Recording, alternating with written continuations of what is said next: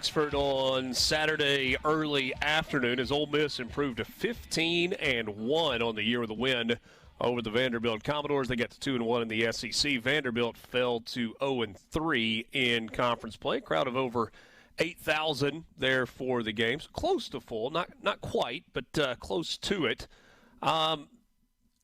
So a big game for Matthew Morrell. He had 24 points to lead Ole Miss in scoring on 9 of 17 shooting. He was 6 of 12 from behind the arc. Did that in 36 minutes. Alan Flanagan had 16 points in the... Flanagan would be an interesting name, though.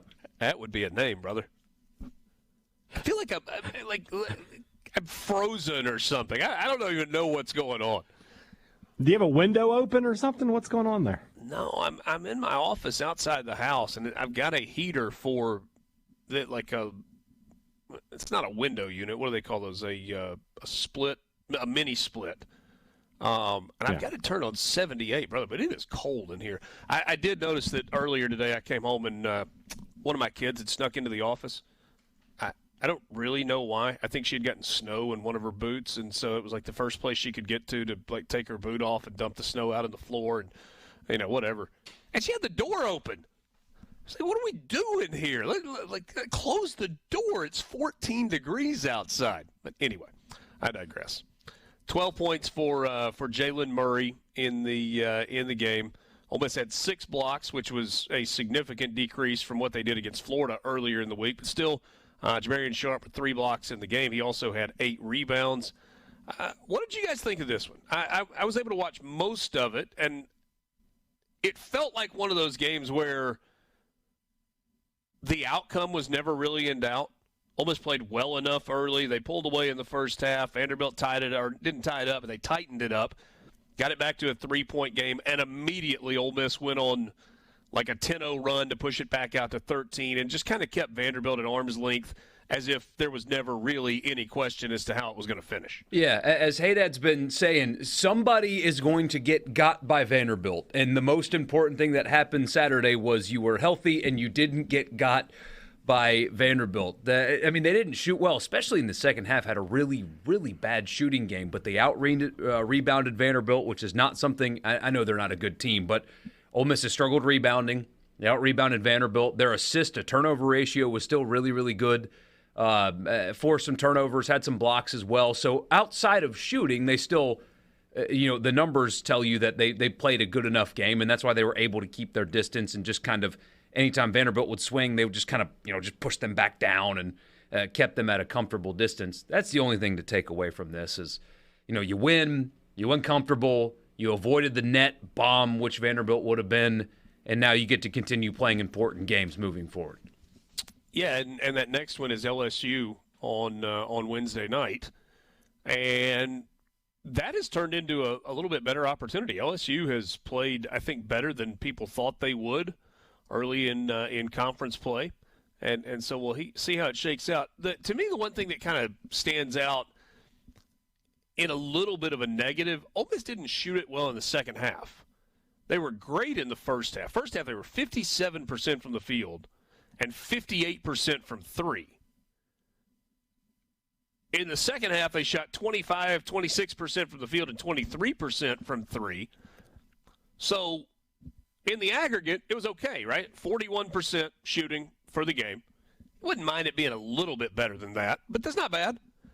And they were 40% from 3, which is great. Ole Miss continues to lead the SEC in three-point shooting. They are top 10 nationally in three-point shooting.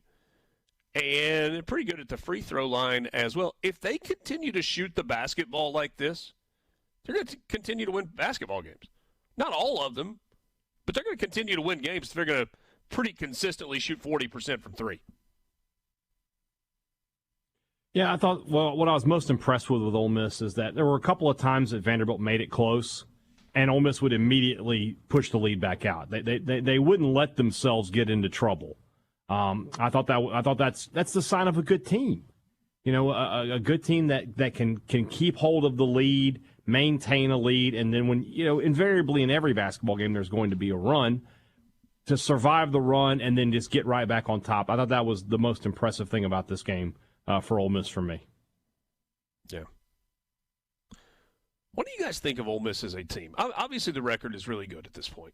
Non-conference schedule was not super difficult. Their start to league play has certainly been manageable. They did not play well against Tennessee on the road. They played very, very well against Florida in what was a good win. I mean, Florida went back home and just beat the heck out of Arkansas this weekend. Yeah. What is up with Arkansas? That's a conversation for another segment, but Arkansas. Yeah. Whew. We need to. Yeah, we need to talk some big picture SEC stuff because there's some fascinating stories as you look across the league, and that one's at the top of the list in terms of Arkansas being. I mean, they're borderline dumpster fire right now. Getting close. Musselman hates his team. And he will let them know too with his antics. But I think Ole Miss is a good but flawed team, which is absolutely fine considering where they are and it's year one in the program and all that. But what should be encouraging is the production they're getting and who they're getting it from. Right? These are guys that have played in this league. I mean, you talked about Matt Morrell. You know exactly what he can do in the SEC. It's not like he's playing like above his head where he's going to regress back to the mean. Like, no, he's done it, and he's done it at Ole Miss. Flanagan was at Auburn, but, I mean, years of this kind of production and value in the SEC. Brakefield, same thing. These are a bunch of guys that have played a lot of basketball. And I think that because of that, you're going to see them be able to weather, because adversity is going to come. They already had it in Knoxville. They lost, and look what they did immediately thereafter.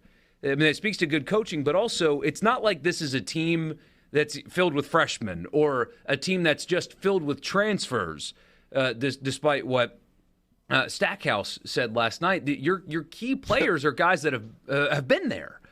And so I think that bodes well to them making that run to becoming a tournament team, because what they're doing right now is not like above their heads or insurmountable, or there's some kind of regression back to the mean coming.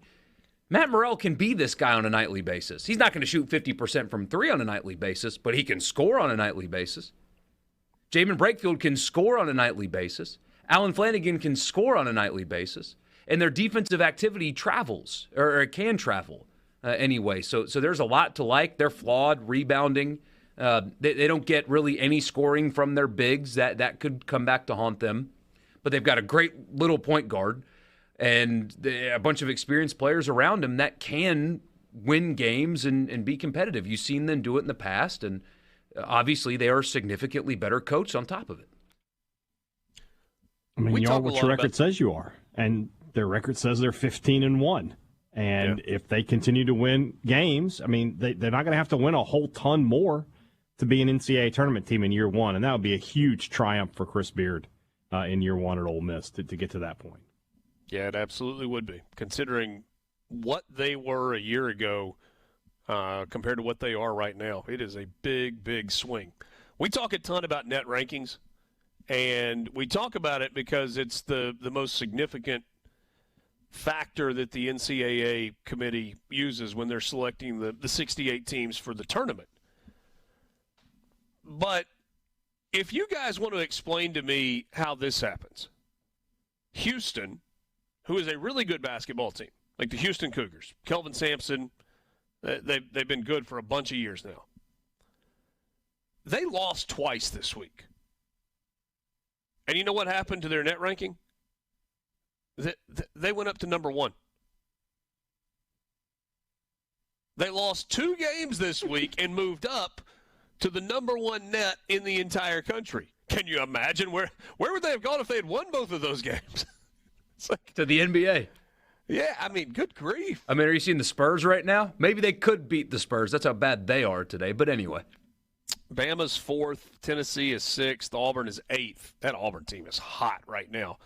Kentucky at 18. Mississippi State drops a couple of spots from 33 to 35. A&M with their first SEC win gets to 41. Florida is at 49. South Carolina 54. Ole Miss at 56. So Ole Miss steadily moving up. It's one spot up from where they were. Georgia 84, LSU 96, and so on. Arkansas at 113 in the net now, Missouri at 119, and then you got Vanderbilt at 249. Can't afford to lose to Vanderbilt.